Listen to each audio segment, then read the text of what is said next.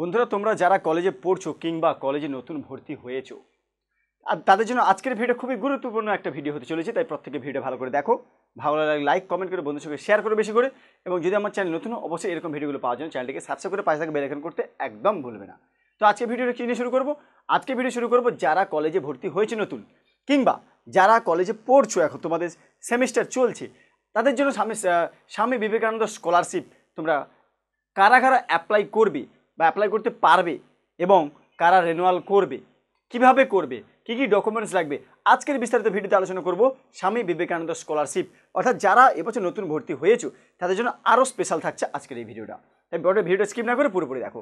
আজকে বিষয়ে আলোচনা করব আমরা যে স্বামী বিবেকানন্দ এই যে স্কলারশিপ, এই স্কলারশিপের প্রত্যেকে দেখতে পাচ্ছ স্কলারশিপটা, এখানে আমরা পাঁচটা বিষয় আমরা আলোচনা করব।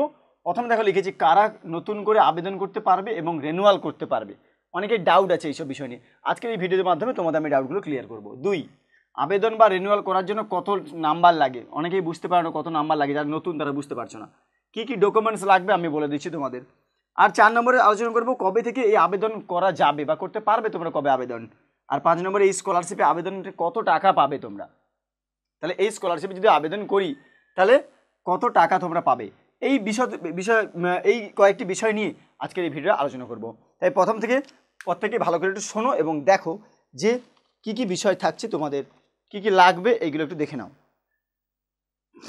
প্রথমে যেটা আমরা আলোচনা করব, পেনটা কোথায় রাখলাম, এই যে পেন।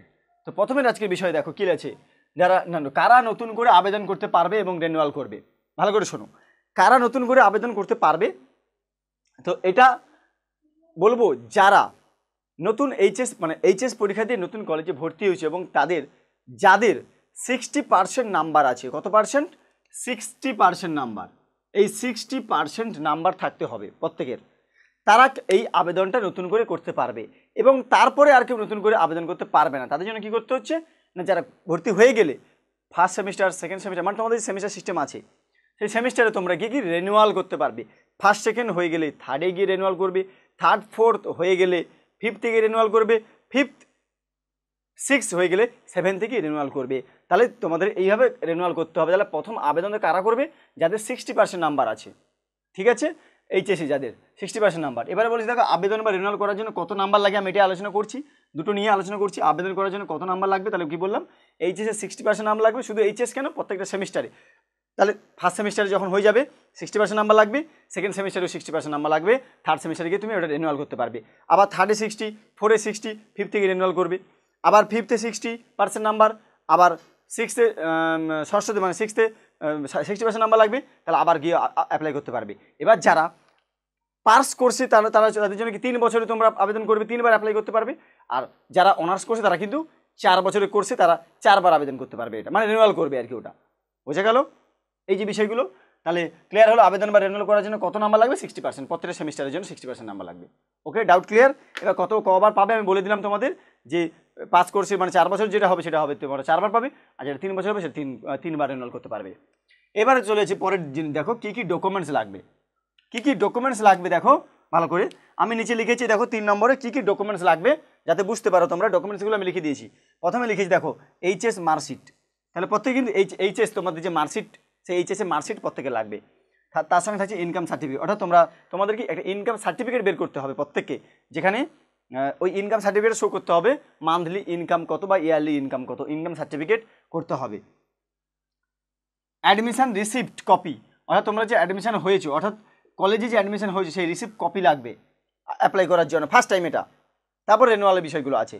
তারপর আছে ডোমিসিয়াল সার্টিফিকেট, তাহলে ডোমিসিয়াল সার্টিফিকেটের মধ্যে কী কী থাকছে দেখো, ডোমিসিয়াল সার্টিফিকেটের মধ্যে থাকছে Aadhaar card, voter card, ration card. Okay, তাহলে ডোমিসিয়াল সার্টিফিকেটে আধার কার্ড, ভোটার কার্ড আর কি আছে, রেশন কার্ড লাগবে।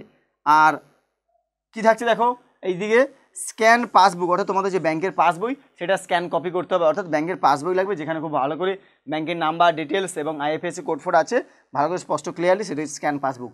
এবং তার সঙ্গে থাকছে 1 কপি ফটো, তাহলে এই 1 কপি ফটো তোমাদের লাগবে, 1 কপি ফটো তোমাদের লাগছে এখানে।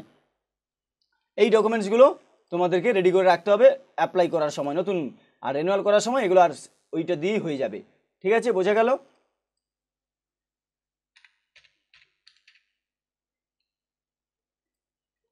ওকে, এবার তাহলে এই ডকুমেন্টসগুলো তাহলে তোমাদের অ্যাপ্লাই করার জন্য লাগছে।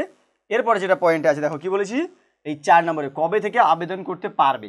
দেখো এই কবে থেকে আবেদন করতে পারবে এই বিষয়ে অফিসিয়াল কোনো নোটিফিকেশন আমাদের কাছে নেই বা আমরা পাইনি। তাও বলে রাখি যে গত বছরগুলো যেগুলোতে হয়েছে মানে আগেরগুলো যেগুলো হয়েছে সেগুলো কি প্রায় পুজোর পরে নভেম্বরের দিকে হয়, তাই এবারেও আশা করা যায় যে পুজোর পরেই তোমাদের এই অ্যাপ্লাইটা করতে পারবে তোমরা যারা নতুন অ্যাপ্লাই করবে। ওকে, এরপর দেখো 5 নম্বরে বলেছি এই স্কলারশিপে আবেদনে কত টাকা পাবে। এইবারে যেটা বিষয় তোমাদের মাথায়, স্কলারশিপে অ্যাপ্লাই করে ফেলে আমরা কত টাকা পাবো, তোমরা তাদের জন্য বলে রাখি দেখো যে তোমরা যারা অর্থাৎ প্রত্যেকের সেমিস্টার পিছনে তোমরা যে ফার্স্ট সেকেন্ড নিয়ে থার্ড ফোর্থ নিয়ে ফিফথ সিক্স নিয়ে সেভেন্থ এইভাবে যে অ্যাপ্লাই করবে তাহলে তোমরা যারা অনার্স কোর্সে 4 বার পাবে আর পাস কোর্সে যারা 3 বার পাবে। কত করে পাচ্ছে না, তোমরা যারা আর্টস কিংবা কমার্স এরা এইসব বিষয় নিয়ে জেনারেল যারা স্টুডেন্ট আছো তাদের জন্য কি হচ্ছে আর্টস কিংবা কমার্সে ওরা হচ্ছে না তোমরা পাবে মান্থলি 1000 টাকা করে। তাহলে মান্থলি 1000 মানে তোমরা ইয়ারলি কত পাবে 12,000 টাকা করে তোমরা স্কলারশিপ পাবে, 3 বার 12 জন 36,000 টাকা পাবে তোমরা। তাহলে আর যারা 4 বছরে হচ্ছে তাদের জন্য কি হচ্ছে আর একটা বেশি পাবে, তারা একটা রেনুয়াল বেশি পাবে, তাই একটা আরও বেশি পাবে। বোঝা গেল? তাহলে মান্থলি 1000 টাকা করে। এবার যারা সায়েন্স পড়ছে, যারা সায়েন্স তাদের কিন্তু 1000 নয়, তাদের হচ্ছে কি তাদের জন্য হচ্ছে 1,500 টাকা করে। ভালো করে শোনো, যারা সায়েন্স তারা হচ্ছে 1,500 টাকা করে। তাহলে তাদের মান্থলি 1,500 বাড়লে তাহলে বছরে কত হবে না 12 আর 6 18,000 টাকা। তাহলে তারা পাচ্ছে 18,000 টাকা করে তারা পাবে, অ্যাপ্লাই করতে পারবে। অ্যাপ্লাই করলে তারা পাবে 18,000 টাকা করে পাবে। বুঝে গেল? এটা হচ্ছে ইউজি অর্থাৎ তোমরা যারা কলেজের গ্র্যাজুয়েশন করছো তোমরা। বুঝে গেল? তাহলে আর্টস আর কমার্সের জন্য 1,000 টাকা করে, সায়েন্সের জন্য 1,500 টাকা করে, মানে 18,000 12,000। বুঝে গেল তো? এরপরে যখন যারা এমএতে করবে তাদের জন্য থাকছে যারা সায়েন্সের বা আর্টসের ভাগ আছে যেটা বললাম, সেই সায়েন্সে আর্টসের হিসেবে তোমরা পাবে তখন 2,000 টাকা করে, অর্থাৎ বছরে 24,000 টাকা করে পাবে। আর যখন এটা সায়েন্স হয়ে যাবে তখন সেটা হয়ে যাচ্ছে 2,500 টাকা করে, অর্থাৎ তোমরা 30,000 টাকা করে পাবে। ঠিক আছে? বুঝে গেল? এই টাকার অ্যামাউন্টগুলো বললাম যে কে কত টাকা করে পাবে। তাই আজকে ভিডিও শুরু এই বিষয় নিয়ে ছিল যে স্বামী বিবেকানন্দ স্কলারশিপ করতে গেলে কারা অ্যাপ্লাই করতে পারবে, কবে থেকে শুরু হবে, কী কী ডকুমেন্টস লাগবে, কত টাকা করে পাবে। ভালো লাগলে অবশ্যই লাইক কমেন্ট করে আমাকে বন্ধুর সঙ্গে বেশি করে শেয়ার করো যাতে তারাও বুঝতে পারে এই বিষয়টা। এবং যদি আমার চ্যানেল নতুন হয় অবশ্যই চ্যানেলটিকে সাবস্ক্রাইব করে পাশে থেকে বেল আইকন করতে একদম ভুলবে না। চলো দেখা যাচ্ছে পরবর্তী ভিডিওতে আরও গুরুত্বপূর্ণ তথ্য নিয়ে, এবং তোমাদের রেগুলার ইংলিশ ক্লাসের জন্য অবশ্যই চ্যানেলটিকে দিকে সরাসরি নজর রাখো। আর একটা বিষয় তোমাদের বলে রাখি যে স্মার্ট ইংলিশ জার্নি সেন্টারে প্রত্যেকে তোমাদের যেন অনলাইন এবং অফলাইন ক্লাস চলছে প্রত্যেকের জন্য, এবং গুরুত্বপূর্ণ সাজেশন নোটসও এখান থেকে প্রদান করা হয়। তাই অবশ্যই পাশে থেকে সাপোর্ট করবে প্রত্যেকে। তোমাদের জন্য আমি অনবরত কন্টিনিউ তোমাদের জন্য হার্ড ওয়ার্ক করে যাব। যদি কিছু শিখতে পারো এখান থেকে আমার সেটাই গর্ব যে তোমরা আমার কাছে কিছু পেয়েছো বা শিখেছো। ওকে, তাই অতএব আজকের এই ভিডিও একটা ইনফরমেশন তথ্য দিলাম। এই পরবর্তী ভিডিওগুলিতে আবার ইনফরমেশন থাকলে দেবো, না হলে ক্লাসে পরবর্তী চলে যাবো। এখন এইচএস এবং তোমাদের থার্ড সেমিস্টার আছে, এইচএস থার্ড সেমিস্টার এবং 11-এর পরীক্ষা আছে, সেগুলো নিয়ে সাজেশন নোটস এই বিষয়ে আলোচনা করছি এখন। তারপরে মাধ্যমিক আছে, এগুলোর বিষয়ে আলোচনা করবে ইংলিশে প্রত্যেকটা ক্লাস, ছোটো থেকে একদম বেসিক থেকে অ্যাডভান্স পর্যন্ত।